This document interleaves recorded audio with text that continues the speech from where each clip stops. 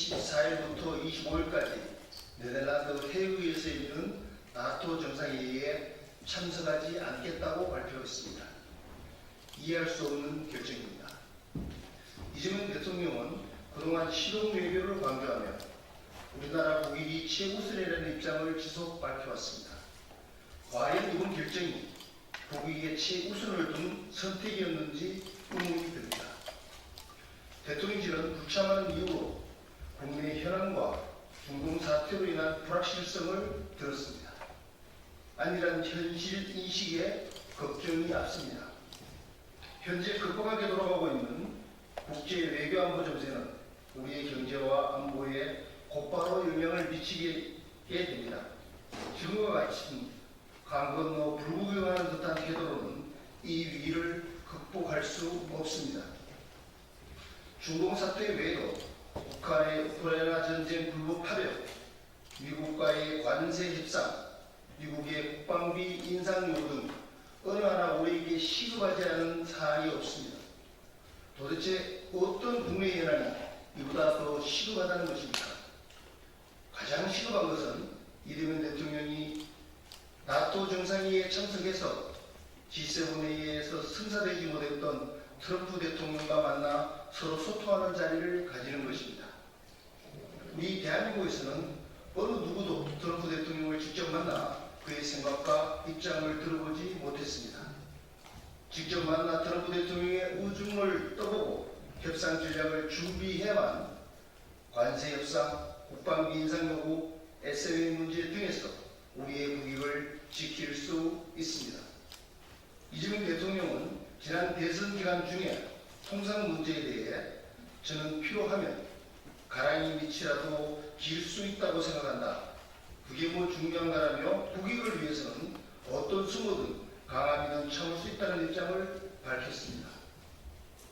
당시 말씀하셨던 초심으로 돌아가 대한민국을 위한 최선의 선택을 촉구합니다. 아울러 우리 우방국 정상들과도 우리를 맞대고 안보와 경제적 불확실성을 줄이기 위한 노력을 같이 해야 합니다. 지금 호황기에 있는 K방사를 위해서도 반드시 참석해야 합니다. 러시아 우크라이나 전쟁의 장기화로 나토 회원국들의 안보 우려가 현실화되고 있습니다. 많은 유럽 국가들이 K방산에 주목하고 있습니다. 최근 미국은 나토 회원국들에게 국방비 5% 인상을 요구하고 있습니다. 지금 나토 회원국들이 요구하는 무기를 적시에 정량을 수출할 수 있는 국가는 대한민국밖에 없습니다. 방산 수출 확대를 위한 절호의 기회입니다. 최근 유럽에서 K방산이 활성화되자 영국, 독일 등 유럽 방산 선진국들은 우리에 대한 견제에 나서고 있습니다. EU 국가들의 블록화가 우려됩니다. 지속 가능한 방산 수출 강국으로 가기 위해서는 이번 회의에 참석해 우리의 능력을 나토 정상들에게 알리고 협력을 강화하는 것이 무엇보다 중요합니다. 우리는 2022년부터 일본, 호주, 뉴질랜드 등과 초청국 자격으로 나토 정상회의에 참석해 왔습니다.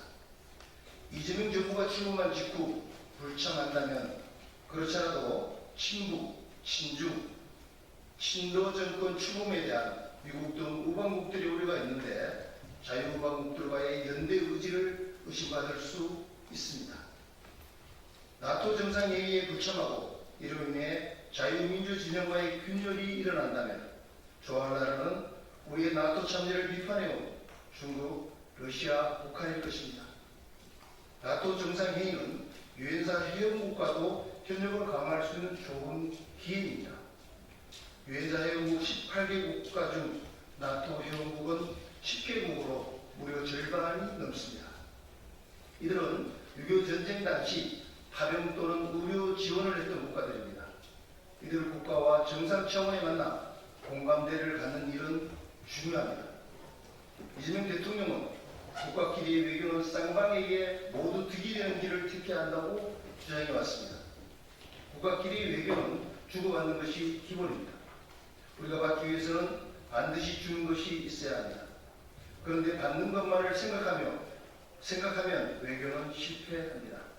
북한, 중국, 러시아가 아닌 오로지 대한민국 위만을 위한 외교를 펼쳐야 합니다.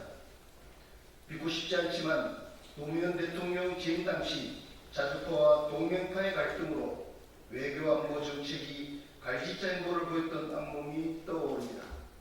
재현될까 심히 우려됩니다. 대한민국은 자유민주 진영과 외교 지평을 넓혀가야 합니다. 그것만이 대한민국의 번영을 보장합니다. 국민들이 지켜보고 있습니다.